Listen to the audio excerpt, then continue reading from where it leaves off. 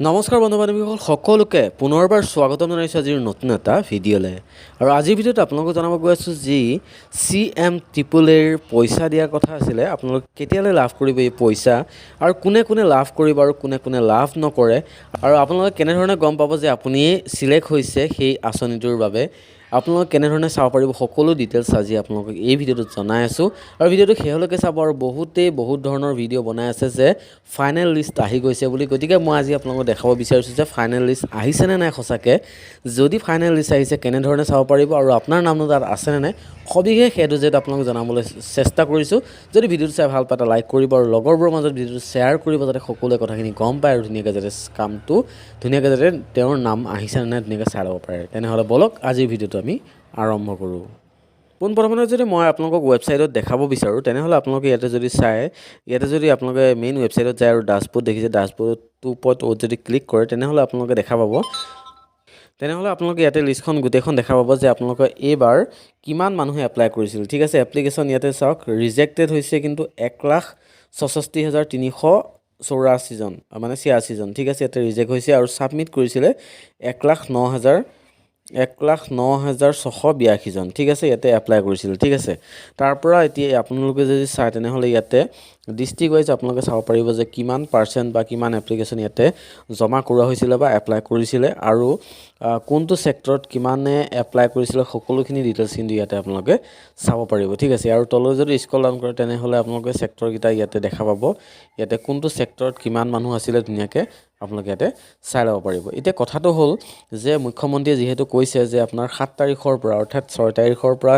Date দিছিলে কিন্তু 7 তাৰিখৰ পৰা যিহেতু মিটিং পাতিছে আৰু 7 তাৰিখৰ পৰা চেক প্ৰদান যিহেতু কৰিব আৰু কোন কোন ঠাইত কেতিয়া আপোনালোকে চেক প্ৰদান আপোনালোকে পাব সেই কথাটো ইতিমধ্যে উল্লেখ কৰা গৈছে। গতিকে 7 তাৰিখে আপোনাৰ প্ৰথম সভাখন অনুষ্ঠিত হ'ব, য'ত নেকি আপোনাৰ কামৰূপ ডিষ্ট্ৰিক্টত আপোনাৰ সেই পইচাটো বিতৰণ কৰা হ'ব। গতিকে যিসকল নেকি প্ৰথমতে অৰ্থাৎ 7 তাৰিখত মানে যিসকলে পাব চিলেক্টেড হৈছে তেখেতলোকৰ তাতে ইতিমধ্যে মেছেজ গৈছে আৰু ফোন কলো গৈছে।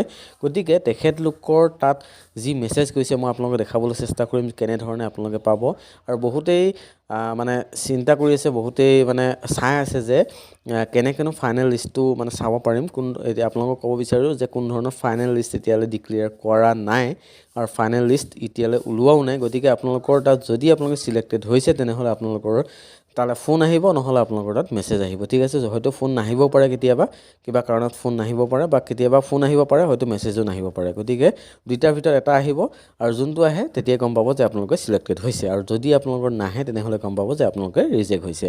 আৰু এতিয়া কথাটো হ'ল যদি আপোনালোকে ইয়াতে গৈ যদি লগ ইন কৰি চায়, বহুতে চাই আছে যে ইয়াতে লগ ইন কৰি চিলেক্টেড কিবা অপশ্যন আহিছে নেকি। যদি আপোনালোকে লগ ইন কৰি চায় তেনেহ'লে কিন্তু আপোনালোকে ইয়াতে কোনো ধৰণৰ তাতে একো দেখা নাপায়। যদি আপোনালোকে লগ ইনো কৰে আপোনালোকৰ ইয়াতে আপোনালোকৰ মোবাইল নম্বৰ আৰু আপোনালোকৰ পাছৱৰ্ড দিব পাৰে, নহ'লে OTP দি কেনে আপোনালোকে লগ ইন কৰি চাব পাৰে। ইয়াতে আপোনালোকে চিভিল স্ক'ৰটো চাব পাৰিব যে আপোনালোকৰ চিভিল স্ক'ৰ চালেনে নাই আৰু কিমান হৈ আছে আপোনালোকে দেখা পাব, কিন্তু আপোনালোকে চিলেক্টেড হৈছে নাই কিন্তু ইয়াতে দেখা নাপায়। আৰু এতিয়া যিটো প্ৰচেছত তেখেতলোকে কৰিছে, যি নেকি প্ৰথম ধৰি লওক 7 তাৰিখে হ'ব, তেখেতলোকৰ ইতিমধ্যে মেছেজ আহি গৈছে আৰু তেখেতলোকৰ মই মেছেজ কি আহিছে মই আপোনালোকক এবাৰ দেখাব বিচাৰিছোঁ। আপোনালোকৰ যদি এনেকুৱা মেছেজ আহে তেনেহ'লে গম পাব যে আপোনালোকে চিলেক্টেড হৈছে।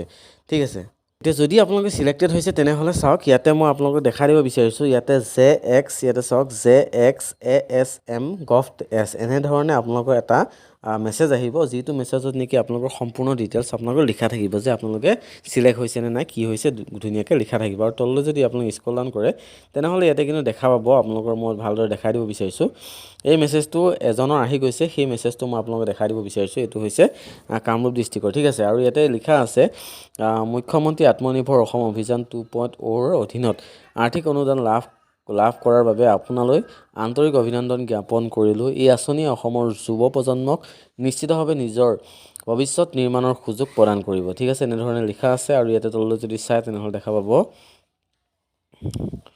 এতিয়া আঁচনিখনৰ সফল ৰূপায়ণৰ অৰ্থে 7 ফেব্ৰুৱাৰী 2024 তাৰিখে গুৱাহাটী খানাপাৰাস্থিত জ্যোতি বিষ্ণু আন্তৰ্জাতিক কলা মন্দিৰত আয়োজিত এক অনুষ্ঠানত আপোনাক চেকযোগে এই আৰ্থিক অনুদান প্ৰদান কৰা হ'ব, এনেধৰণে উল্লেখ আছে। আৰু তলত যদি চাই তেনেহ'লে গম পাব ইয়াতে উক্ত অনুষ্ঠানত আপোনাৰ উপস্থিতি আন্তৰিকতাৰে কামনা কৰিলোঁ।